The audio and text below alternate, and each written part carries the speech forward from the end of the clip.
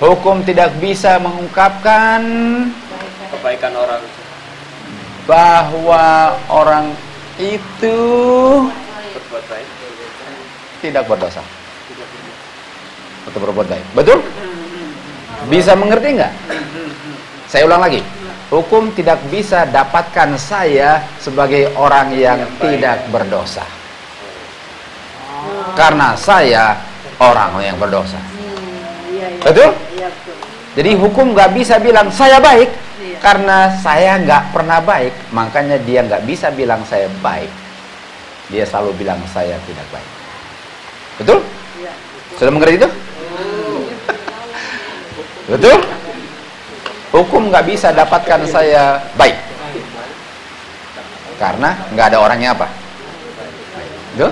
Setuju? Setuju? Oke. Nah, itu langkah sudah bagus.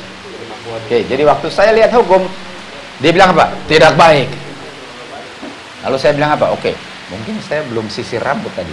Sisir rambut, cuci muka. Hukum bagaimana? Masih jelek. Wah, bagaimana kalau saya mandi?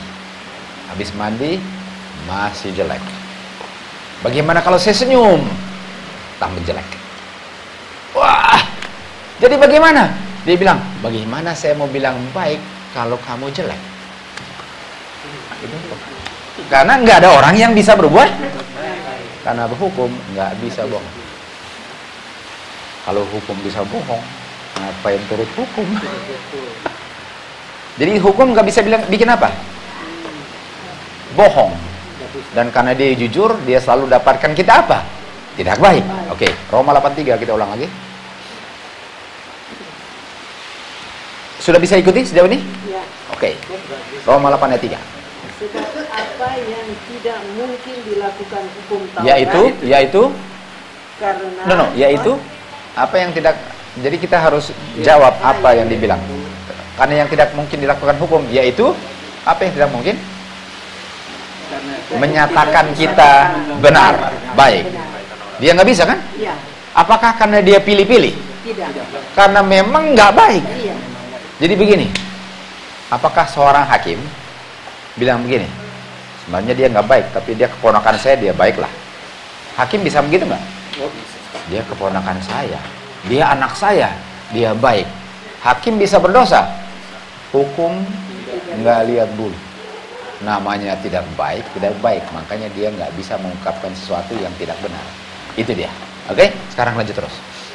Karena tak berdaya oleh daging. Oke, tolong jawab apa artinya itu? Karena tak berdaya oleh daging, apa artinya? Apa artinya itu? Ini kalimat ini seakan-akan nggak ada hubungannya, tapi sangat berhubungan. Apa artinya karena tak berdaya karena daging? Hukum nggak bisa mengungkapkan sesuatu yang bukan dia lihat. Apa itu? Karena tak daging ini berdosa. Tidak bisa berbuat baik. Itu jawabannya. Iya. Jadi gini, waktu itu hukum bilang tidak baik, lalu saya bilang, oh saya mau berbuat baik, nggak bisa, karena daging saya nggak bisa berbuat baik, makanya hukum selalu bilang tidak baik, karena yang mau perbaiki daging, dan daging tidak bisa memperbaiki sesuatu yang tidak baik, makanya hukum selalu bilang apa? Tidak baik. Ngerti itu? Karena kelemahan daging kita, hukum hanya bisa bilang jelek, berdosa, harus mati. Hukum, pengertian dong, baik dong sama saya, harus mati. Kamu robot ya, harus mati. Gitu. Jadi hukum itu seakan-akan nggak ada perasaan. Memang nggak ada perasaan. Kalau lihat hukum, kalau lihat cermin, kira-kira ada perasaan cermin? Cermin, bohong kamu.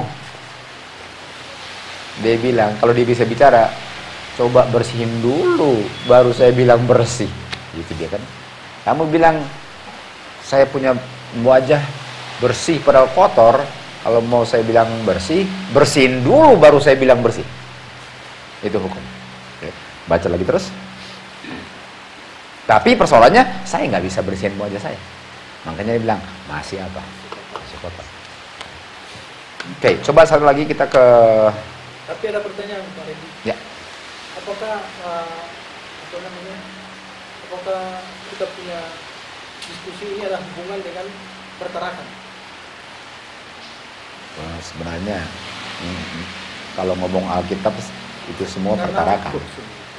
Namanya Alkitab pertarakan. Iya, Kan? tarakan itu. 100% pertarakan. Walaupun nggak dibicarakan, Iya. 100% pertarakan.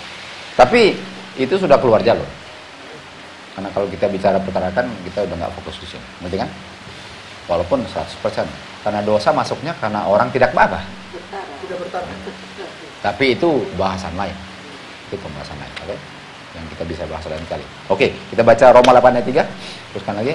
Karena kita mau fokus di sini karena belum dapat kesimpulannya. Jadi karena lemah oleh daging, dagingnya siapa? Hukum atau yang berdosa? Yang berdosa Oke, mantap. Lalu telah dilakukan oleh Allah dengan jalan mengutus anaknya.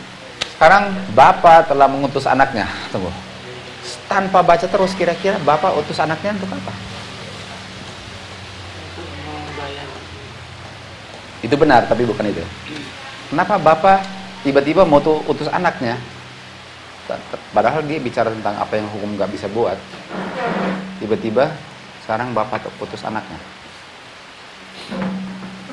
Kira-kira kenapa tiba-tiba masuk cerita Bapa utus anak? Ada urusan apa Bapa utus anaknya? Karena orang itu tidak bisa berbuat baik. Tapi apa hubungan dengan Bapa utus anaknya? Untuk Karena daging dikuasai dosa. Daging dikuasai dosa.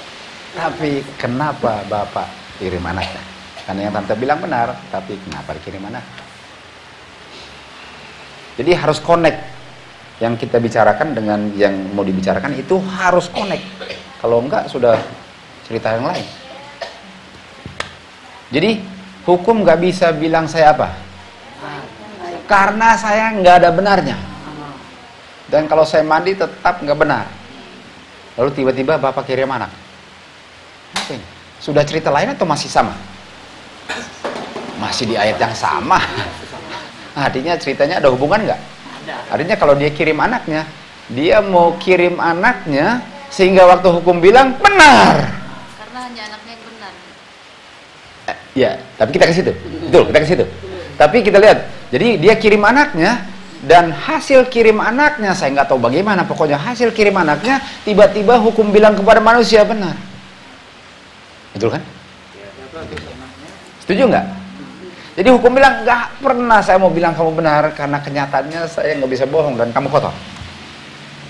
Kamu mau kembali berkali-kali, kamu tetap kotor. Tiba-tiba Bapak kirim anaknya. Untuk apa? Untuk supaya waktu dia kembali bilang, benar ya. Benarnya siapa? Benarnya siapa yang dibenarkan hasil Bapak kirim anaknya? Siapa?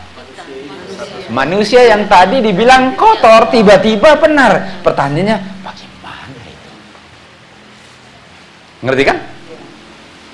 Jadi waktu hukum bilang kotor, Bapak kirim anak supaya waktu orang itu yang dibilang kotor kembali bersih. Dan kalau hukum lihat bersih, bisa nggak dia bilang nggak bersih? Sebagaimana dia nggak bisa bohong di kotor, dia pun nggak bisa bohong kalau bersih. Dan itu ada hubungan dengan Bapak kirim. Jadi pertanyaan saya, apakah sangat penting di mata kalian sekarang bahwa anaknya dikirim? Walaupun belum tahu ceritanya seperti apa ya, sementara ini, pokoknya jangan dikirim. Karena kita nggak ada solusi di kolong langit. Solusinya harus kirim anak rupanya. Betul kan? Oke, baca terus. Mulai dari pertama supaya kita ringkas lagi. Sebab apa yang tidak mungkin dilakukan hukum Sudah Taurat mengerti itu artinya? Mantap. Halo? karena tak berdaya oleh daging Sudah mengerti kan? Betul. Lalu? telah dilakukan oleh Allah Oke. dengan jalan mengutus anaknya sendiri dalam daging. Tunggu dulu. Yang lemah tadi apa? Daging. Sekarang dia kirim anaknya di dalam kelemahan manusia. Coba pikir baik-baik. Sekarang, mari kita berlogika akal sehat, oke? Akal sehat ini. Oke. Make sure kalian ikuti apa yang saya mau bilang, oke? Make sure clear kita punya mind. Kira-kira waktu dia bilang, saya mau kirim anak saya. Saya nggak tahu dia mau bikin apa. Pokoknya kita perlu bantuan lah. Bagaimana kira-kira rencana kirim anak untuk tolong saya? Saya mau kirim anak saya dalam daging. Oh, jangan kirim dalam daging. Daging nggak bisa menurut, benar nggak? Iya. Setuju nggak? Setuju? Tuh, jangan kirim dalam daging. Daging lemah. Saya mau kirim anak saya dalam daging. Boleh? Jangan. Karena daging kita lemah, betul? Dia bilang, no, saya mau kirim dalam daging. Wah, nggak ada harapan. Kirim dalam daging. Udah itu kelemahannya. Sudah lihat nggak? Jadi apakah Tuhan dalam ayat sederhana ini sedang bilang apa yang mustahil bagi manusia, nggak ada yang mustahil bagi Tuhan.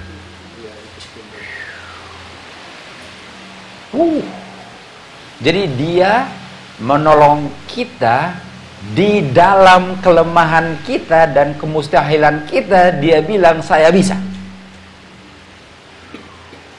Sehingga kita nggak ada alasan untuk berhadapan dengan hukum lalu dibilang kotor terus. Itu dia. Betul? Artinya kalau setiap kali saya lihat hukum lalu dibilang kotor, saya menyangkal anaknya yang dikirim. Kalau saya ke hukum masih kotor, sudah belajar Alkitab? Sudah. Sudah mengerti? Sudah. Cinta Tuhan? Sudah. Bohong. Karena kalau sudah, kenapa hukum tetap bilang yang kotor? Sedangkan saya kirim anak saya dalam kelemahan kamu, dan kamu bilang kamu percaya dia, nampaknya enggak. Apakah itu penghinaan? Apakah itu sama dengan jangan kirim dalam daging? Karena kalau dalam daging ya saya nggak tertolong. Dan dia kirim anyway, lalu saya bilang sia-sia, buktinya saya masih berdosa. Apakah kita tanpa sadar sering mengolok Tuhan? Apakah kita tanpa sadar sering tidak menghargai Tuhan dalam kehidupan kita sehari-hari? Lalu kita bilang kita cinta Tuhan, kita mau mengabdi Tuhan, padahal dalam kehidupannya kita menyangkal dia. Karena kita nggak mengerti hal-hal seperti itu. Kita mengerti. Jadi kalau saya percaya apa yang saya baca tadi, betul? Kalau saya percaya bahwa Tuhan kirim anaknya dalam daging manusia, sehingga waktu saya lihat hukum, hukum bilang bersih. Kalau saya percaya itu, waktu kita lihat hukum, harusnya hukum bilang apa? Bersih. Oh Tuhan, tolong ketidakpercayaan kita. Itu dia. Karena orang yang percaya akan hukum bilang apa? Bersih selalu. Itu namanya percaya. Itu namanya percaya. Oke, kita baca terus Roma 8:3. Dengan jalan mengutus anaknya sendiri dalam daging yang serupa dengan daging yang dikuasai dosa. Coba pikir baik-baik. Jadi Ray bilang begini, oh iya daging, tapi dagingnya bersih. Itu kan? Saya nggak bilang Ray bilang gitu. Tapi Ray bilang gini, dia kirim dalam daging. Jangan daging dong. No, saya akan kirim daging. Oh, artinya dagingnya lebih istimewa dong. Lalu dia bilang, no, sama. Sama. Dagingnya sama. Coba baca terus. Menjatuhkan hukuman atas dosa di dalam daging. Tunggu. Tadi hukum bilang apa? Harus mati. Waktu daging datang, Tuhan datang dalam daging sama lemah dengan kita, dia yang bilang dosa, kamu yang harus lenyap. Dia vonis dosa, sementara selama ini hukum vonis kita. Jadi apa kesimpulannya sejauh ini? Manusia kalau ada hubungan dengan dia itu yang dikirim, bisa tidak berdosa. Barang siapa percaya akan dia, tidak binasa, tetapi memperoleh kehidupan yang apa? Pertanyaannya, percaya nggak? Itu yang baru kita baca. Stan, saya mau tanya, apakah pelajaran ini nggak akan kita terlalu hargai kalau kita nggak mulai dengan logika pertama? Kalau langsung ke situ, makanya harus lihat hitam putih definisi dipertahankan, baru kita lihat, kok bisa ya? Kalau begitu saya butuhkan dia dong. You better believe it. You better believe kita butuhkan dia untuk selamat. Tidak ada selain Tuhan Yesus yang bisa tolong kita.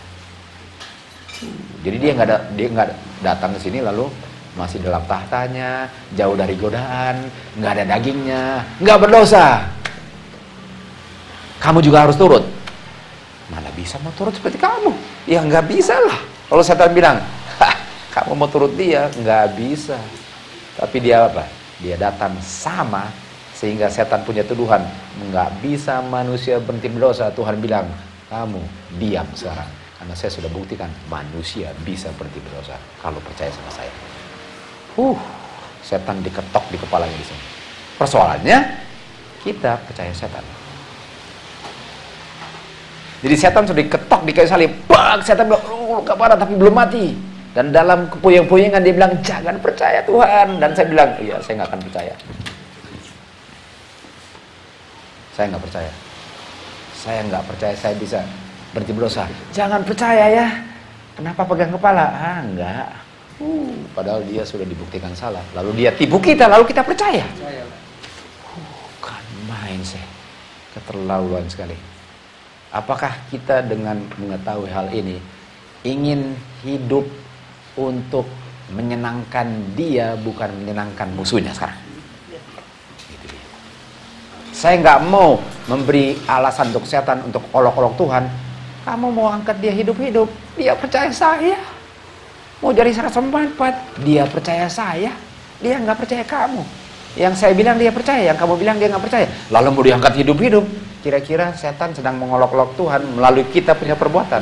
Dan kita ini mengaku sebagai umatnya. Makanya dia bilang, saya nggak pernah kenal kamu. Saya nggak pernah kenal kamu. Dia nggak bilang, saya baru mengambil keputusan untuk lupakan kamu. Dia bilang, saya nggak pernah kenal kamu. Jadi selama ini saya berdoa kepada siapa kalau dia nggak kenal saya? Kepada yang saya percaya, tapi cuma ganti namanya Tuhan Yesus. Kita sudah mau midnight, dan midnight akan ditunjukkan siapa yang percaya Tuhan dengan tidak. Midnight akan diungkapkan siapa percaya Tuhan. Semua angkat tangan, langsung diuji. Pas diuji, gugur banyak. Kenapa? Karena belum bisa berhenti berdosa. Artinya kamu pengikut setan. Lihat kan? Oke, jadi begini. Kesimpulannya, apakah kalian mau berkenal dengan manusia itu? Jawabannya logika juga. Jawaban kalian hanya dua. Alasannya. Jawaban kalian hanya dua alasannya. Jawabannya ialah tergantung. Jadi saya mau tanya lagi, apakah kalian mau berkenalan dengan yang dikirim Bapak itu? Dan jawaban kalian tergantung dari dua hal ini. Apakah kalian benar-benar mau tinggalkan dosa atau tidak akan menjadi jawaban kalian. Jangan bilang iya Tuhan, jangan, pikir dulu. Saya benar-benar udah capek berdosa, udah bosan, saya mau tinggalkan dosa atau enggak? Karena kalau jawabannya saya sebenarnya masih suka dosa, lebih baik jangan bohong. Harusnya bilang begini, Tuhan saya mau, tapi saya masih cinta dosa Tuhan. Bagaimana saya mau berkenal dengan engkau, padahal engkau punya bisnis, tinggalkan dosa, padahal saya belum mau tinggalkan, artinya engkau nggak bisa tolong saya sekarang. Itu dia. Jadi saya harus jujur, saya benar-benar mau berhenti berdosa. Kalau saya benar-benar mau berhenti berdosa, that's a good friend to know. Itu teman yang baik untuk dikenal. Tapi kalau saya masih main-main dengan dosa, jangan kenalan dengan dia. Karena saya pikir dia kenal saya, nanti dia bilang saya nggak pernah kenal kamu. Jadi kita harus bisa jawab apa? Apakah saya benar-benar mau tinggalkan dosa? Dan kalau saya berdosa, apakah saya sakit hati sekali? Kenapa saya masih berdosa? Saya benci kok, kenapa masih berdosa? Tuhan tolong saya. Orang seperti itu akan ditolong. Tapi kalau dibilang, sekali lagi lah berdosa. Lalu, oh Tuhan sorry.